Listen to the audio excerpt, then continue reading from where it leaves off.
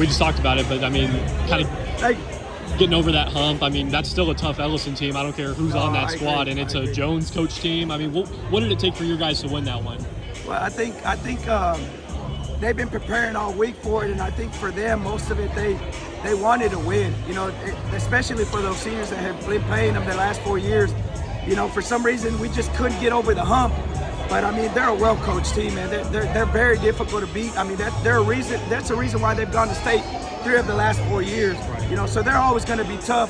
But I think, like I said, our seniors were prepared and were ready to finally get that win.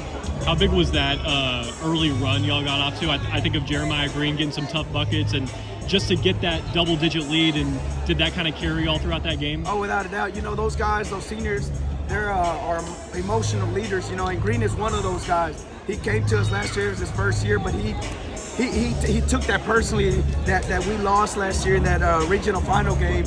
And, you know, we always talk about that game, and I think they wanted to get vengeance today. Yeah. Justin, I've talked to you about this before, but I mean, look, he's a big guy, but he plays bigger than he is. And there's some tall trees down there that he really limited today, I thought. I mean, Justin was phenomenal. 6'4", but plays like he's 6'10". Like, he literally battled those 2 guys that I think they're, 6'8", both of them? Easily, yeah. And I mean, you saw it clearly in the game, too. He was not afraid to take it to them and try to dunk it. A lot of it, I think, is because of football. You know, he's not intimidated by those guys. Mm-hmm. How big were some of those late shots you guys hit? I think of Quran's 3.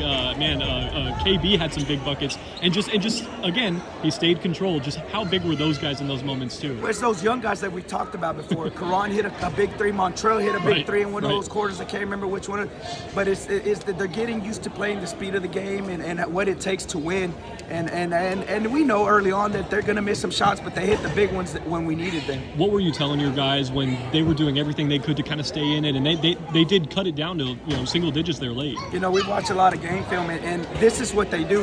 And I told them at halftime, guys, we're up 18, but they're not going to give up. I mean, this is what they're historically known for. They keep attacking you, they keep going at you, and they're going to try to get back in the game. And they tried there for a minute. It had me a little worried, but I mean, we ended up doing what we were supposed to, and we were coachable. How nice is it to start district play with the win? I don't care who you play, if it's Belton, whoever, but like just to get that one under your belt, and how can this kind of turn into some momentum, I guess? I mean, you and I have talked about how difficult our district is, you know, and I told them at the very minimum we have to win our home games, and we did that today, and it's big to go 1-0, especially against a team like Ellison. Yeah, no doubt.